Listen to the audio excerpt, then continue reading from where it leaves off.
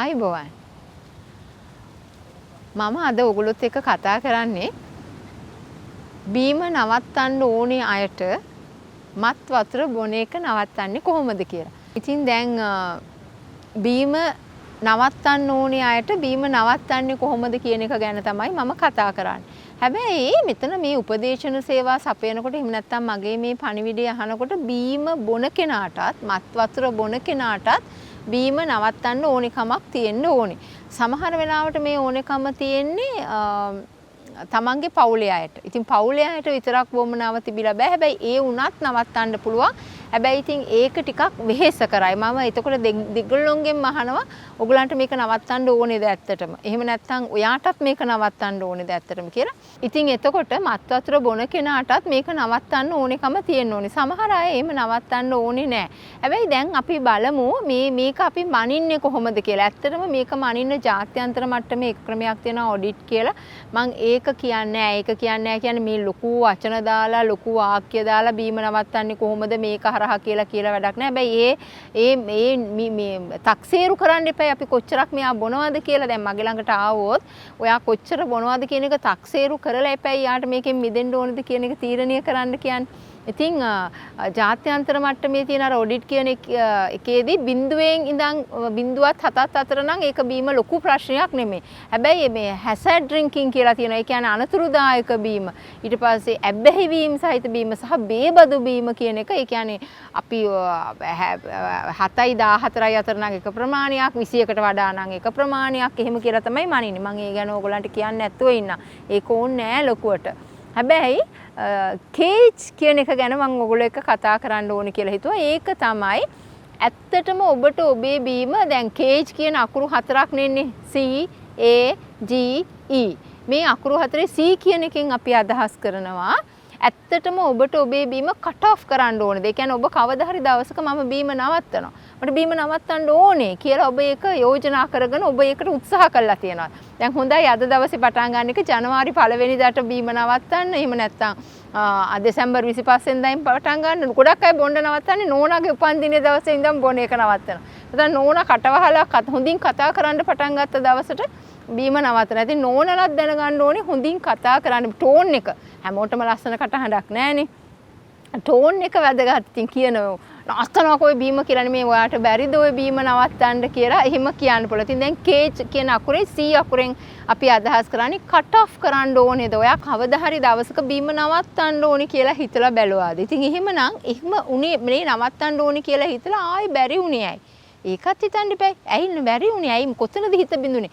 පෞරුෂයක් තියෙන්න ඕනේ, හැඟීමක් තියෙන්න ඕනේ, මට මේක නවත්තන්න ඕනේ, නවත්තන්න පුළුවන් එහෙම කියලා. ඊළඟ එක තමයි ඒ අකුරෙන් අපි කියන්නේ ඇනයින්. කියන්නේ කවුරු හරි ඔබේ බීම ගැන කතා කරනකොට ඔබට තරහ යනවාද? බලන්නකෝ අනේ අපේ තාත්තා බොනවානේ කිව්වහම ඔබට කේන්ති යනවාද? දැන්වත් ඔය බීම නවත්තන්න පුතේ කියලා අම්මලා කිව්වහම ඔබට කේන්ති යනවාද? මොකක්ද අනේ දැන් ඔය බොන එක නවත්තන්නකෝ. ඔයා කිව්වනේ බැන්දට පස්සේ බොන එක නවත්තනවා කියලා. එහෙම කිව්වහම තරහ යනවාද? නවත්තනවා ඔය බීම කිව්වහම තරහ යනවාද? එහෙමනම් කොත් තරහ යනවා නේද? හැබැයි ගොඩක් වෙලාවට එහෙම තමයි කියන්නේ. ගස්සනවා, පුප්පනවා. එතකොට ඒක අමතක කරලා ආයි බොනවා. ඒක නිසා මෙතන කාන්තාවන්ටත් ලොකු වගකීමක් තියෙනවා. ස්වාමි පුරුෂයා බොනවා නම් නවත්තන්න. ඉතින් දැන් ඔන්න ආයි නෝනලට ගියයි. ඕන් ආයි මෙයා ගත්තා පිරිමින්ගේ පැත්ත. මට ගොඩක් අය කියනවා ඔයා පිරිමි පැත්තට කතා කරන ගෑණියෙක්නේ කියලා. නේ එහෙම නෑ. මම කියන්නේ මේ සමාජයේ තියෙන දේවල්, සමාජයේ තියෙන හැටි, සමාජයේ තියෙන තත්ත්වේ. ඉතින් ඇත්ත තත්ත්වෙට අපි මූණ දෙන්න එපා. නේද? එතකොට දැන් ඔන්න මං කිව්වා තරහ යනවා. ඒතර C අකුරයි A අකුරයි හරි. ඊට පස්සේ G අකුරෙන් කේජ් කියන එකේ G අකුරෙන් අපි අදහස් කරන්නේ guilty conscious. ඒ කියන්නේ ඔබ බොනවා කියන එක කවුරු හරි දැනගන්නවට ඔබට ලැජ්ජාවක් තියනවාද? හරි වැරදිකාරී හැඟීමක් දැනෙනවාද? හොරෙන් බොන්නේ. දැන් බලන්නකෝ බීම ಜಾති ගේනකොට හොරෙන්නේ ගෙනියලා බොන්නේ.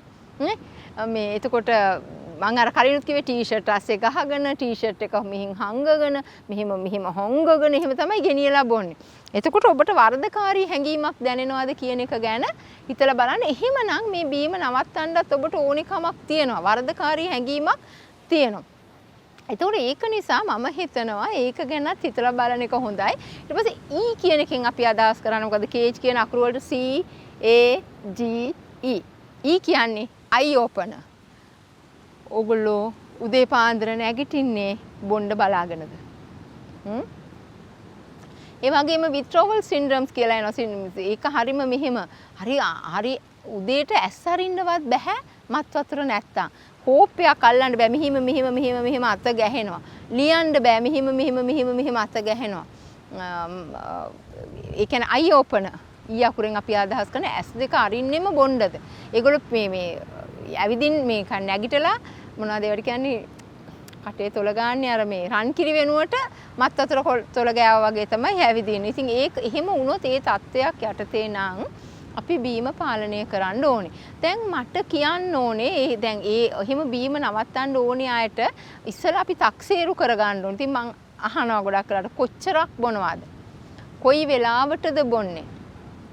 එතකොට මේ බීමේ කාල පරාසය කොච්චරක් උදේ ඉඳන් බොනවද දවල්ට බොනවද බොන්න දැකපු ඕන වෙලාවක බොනවද එහෙම අහනවා. ඊට පස්සේ ඇයි බොන්නේ? ඒ කියන්නේ දුකටත් බොනවද සතුටටත් බොනවද? එහෙම දැන් දුකටයි සතුටටයි දෙකටම බොන්න බෑනේ මිනිසුන්ට. සමහර මිනිස්සු පෙම්වතිය දාලා ගියා කියලාත් බොනවා. බඳිනකොටත් බොනවා. ඉතින් බඳිනවා කියන්නේ සතුටුදායක දවසක්නේ. අනුන්ගේ මගුල් ගෙවල් වලත් බොනවා. බොන්නම යනවා මගුල් ගෙවල් වල. කියන්නේ මං කියේ බොන එක්කෙනා බොනවා හොඳටම. හරි? ඊළඟ කතාව තමයි දැන් මේ තක්සේරු කරාට පස්සේ තමයි ඔබට ඇත්තටම බීම නවත්තන්න ඕනේද කියලා මම අහන්නේ. මම මේක හරි සෞම්‍ය අහන මම අහන විදිහටම කියලා පෙන්නන්නම්.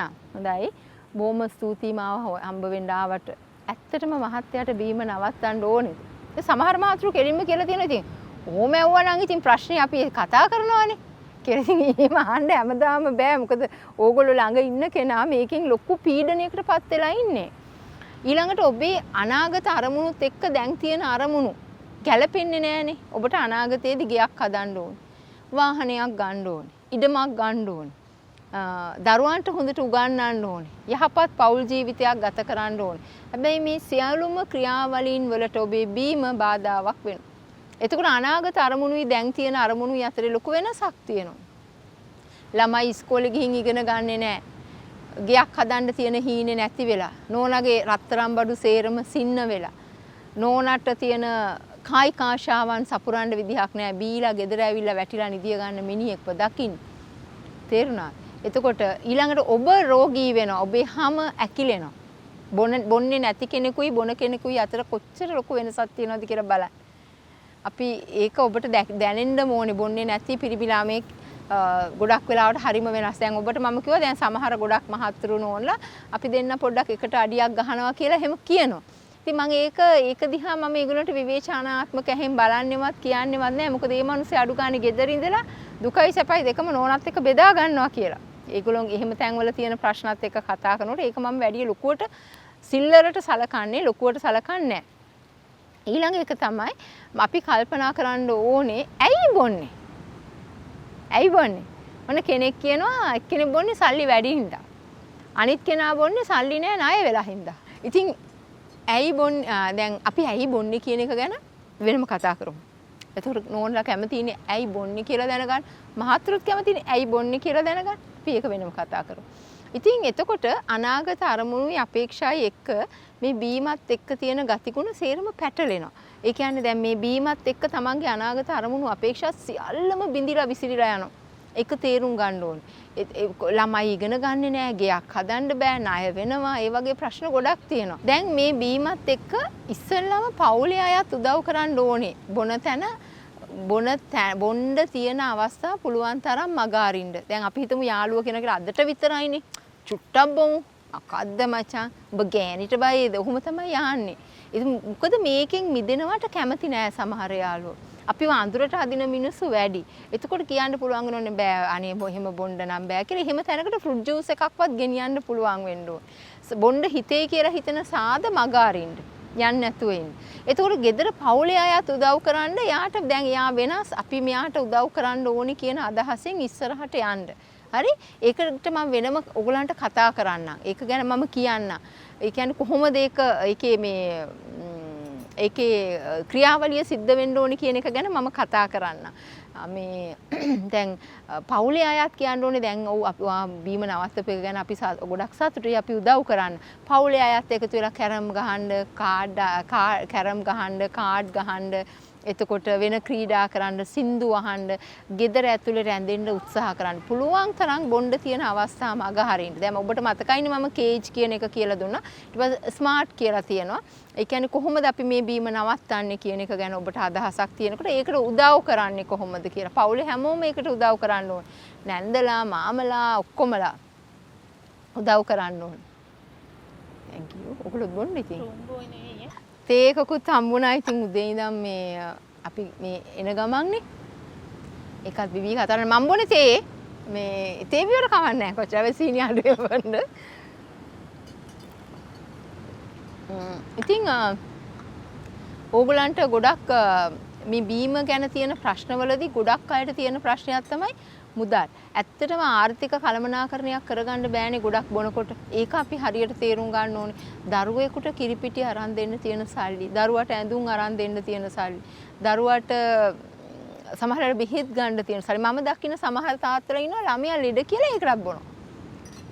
නිරෝගී ළමයි ඉන්නකොටත් බොනවා, ලෙඩ ළමයි ඉන්නකොටත් බොනවා. හොඳ බිරිඳක් ඉන්නකොට මගේ නෝනා නියමයි මචං හරිම හොඳයි. මම බීලා ගියත් මොකුත් කියන්නේ නැහැ නේ කියලා ඒකටත් බොනවා. අනේ මේ නෝනා සරයි කියලා ඒකටත් බොනවා. අපි ඒක ගැන ඊළඟ වීඩියෝ එකෙන් වෙනම කතා කරමු. ඒක වෙනම දිග මාතෘකාවක්නේ. ඊළඟට දැන් බීමට ඇබ්බැහි වෙච්ච අය සඳහා ඉස්සෙල්ලාම බලන්න ඕනේ ඔබ බේබදු කෙනෙක්ද කියලා. බේබදු කෙනෙක් නම් මේ බේබදුකම නතර කරන්න තමයි බොන එක මේ අඩු කරන්න තමයි කරන්නේ. එකපාර ලයිට් ස්විච් එකක් නිවනවා වගේ මේක කරන්න බෑ. ඉතින් මේකට ලොකු හයියක් ඕනේ, ශක්තියක් ඕනේ. මේ දෙක එකට කරගෙන ඒ කියන්නේ හිම කරන්න ලොකු මානසික හයියක් ඕනේ. ඉතින් ඒ හයියත් එක්ක තමයි අපි මේක කරන්න ඕනේ. මම ඊළඟ වීඩියෝ එකෙන් ඒ ගැන කතා කරන්න. ඒ වගේම මම මේ වීඩියෝ එකේදී ඔබට කියන්න ඕනේ කියලා උත්සාහ කිව්වා. ඔබ කාට හරි කෙනෙකුට සලකනවා නම් ආදරය කරනවා නම් ඒක ඩෙබිට් කාඩ් එකක් වගේ. මේ මොහොතේ ඔබ ඒක කරනවා ප්‍රතිඵල විඳින්න වෙන්නේ පස්සේ. ඔබ කාට හරි නපුරුකමක් කරනවා නම් කරදරයක් කරනවා නම් ඒක හරියට ක්‍රෙඩිට් කාඩ් එකක් වගේ. ඔබ මේ මොහොතේ කරන දේ ප්‍රතිඵලය පොලියත් එක්ක තමයි ඔබට ඉස්සරහට ලැබෙන්නේ. ඒක නිසා මේ දෙක ගැන හොඳට හිතලා බලන්න. ඊළඟ දවසේ ඇයි බොන්නේ කියන එකයි බීම නවත්තන ක්‍රියාවලිය මොකක්ද කියන එක ගැනයි කතා කරන අලුත් වීඩියෝ එකකින් මුණ ගැහෙන්න. ගින් එන්න.